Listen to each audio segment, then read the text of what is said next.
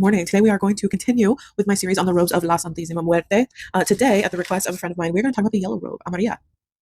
The yellow robe sometimes gets confused, I think, because of an American understanding of other traditions and other robe colors. Like the colors in American culture are often associated with other things than what the robe is. The yellow robe is about money and prosperity. Oftentimes people think it would be green. The green robe is actually for health and justice issues.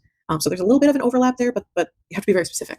The yellow robe is all about luck, happiness. It aligns you with your money. It aligns your goals and your purpose with your money and how your money comes to you. To amplify this energy, sometimes you will see those robes kind of upgraded to a gold or an amber color. This is all about sun energy. The robes and the archetypes associated with the colors is all about like the different colors of the robes, right? It's all representations of the duality between life and death. Santa Muerte herself and what she stands for. And in my opinion, the robes, when you really look at them as a whole, can be a representation of the scales and balancing life and death, the metaphysical and the physical, coming and the going, the above and the below, the within, the without. Okay, you see where I'm going with this?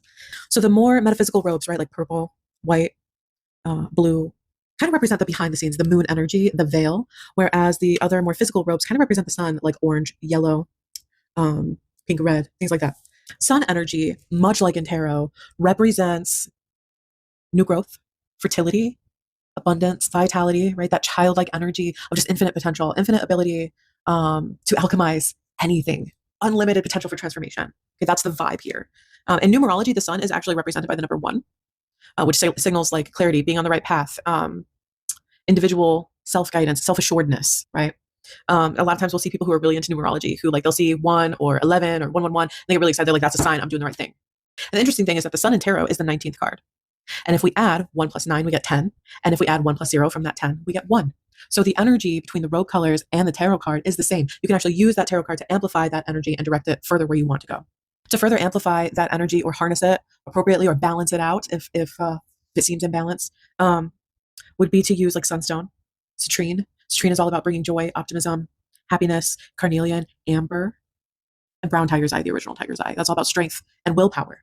You're like truly claiming where that energy is going for your benefit.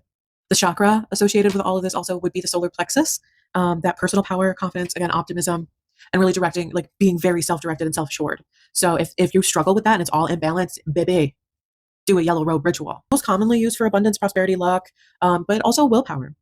Success in overcoming large obstacles. I'm talking obstacles like kicking a heroin habit, okay? Overcoming addiction.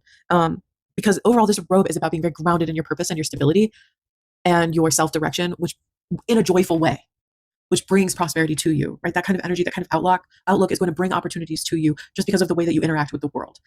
Now, gold robe is an emphasis on that money aspect, that financial aspect, but securing employment that you really need or want, and fortune.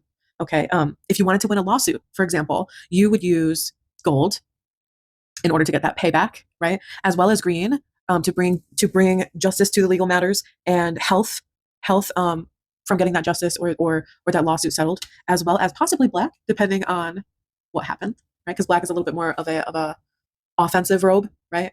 Versus an inward defensive robe.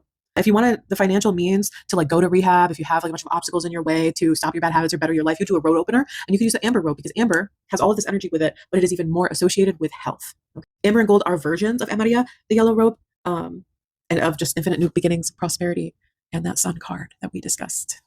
Overall, it's a very powerful robe with infinite potential. What color should I do next?